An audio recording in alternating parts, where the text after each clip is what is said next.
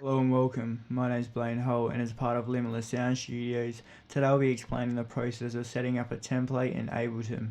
Right now I'm just flicking through and showing some channels I set up in preparation for today.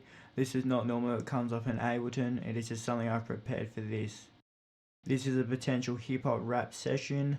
As you can see, I have a MIDI, drums, sampler, lead vocal with some auto-tune, dubs and ad-libs channels, as well as a track slot if you have a pre-supplied beat or reference track. So I think you get the idea about the session setup, but let's now move into saving it as a template. The first thing you are going to want to do is head over to the left of your session where you will see the user library.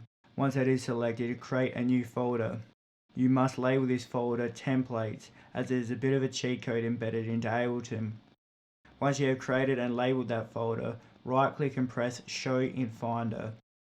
Here you can see the templates folder. I personally like to drag it into my Finder favorites so it is easy to find. If you don't drag it into favorites, the folder can be a little tricky to find as it is located deep into Ableton's folder structure. Once it is in your favorites, go back to your session and let's save the session as a template. Head up to File, press Save like set as, set save location to templates. Now name the template relative to its use. For this example, we'll just call it a hip hop template.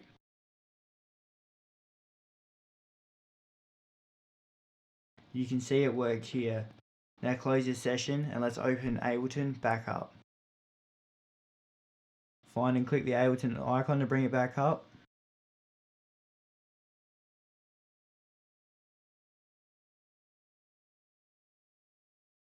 Click off these unwanted notifications. Once Ableton is loaded, let's open the template we just created.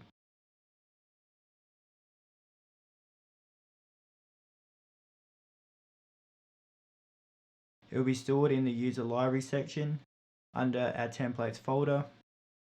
Click on hip hop template. You don't need to save this session that you just opened, so press don't save. Wait for it to load. And there you have it. Here's the template we created earlier for our hip hop session. Just a super productive way to not waste time when you go to record or produce, so you don't have to set these channels and plugins up every time. I hope you found this video helpful, and I hope you are now able to save and set up templates in Ableton as much as you wish. Thanks for tuning in to our Limitless Sound Studio tutorial. Thanks for watching.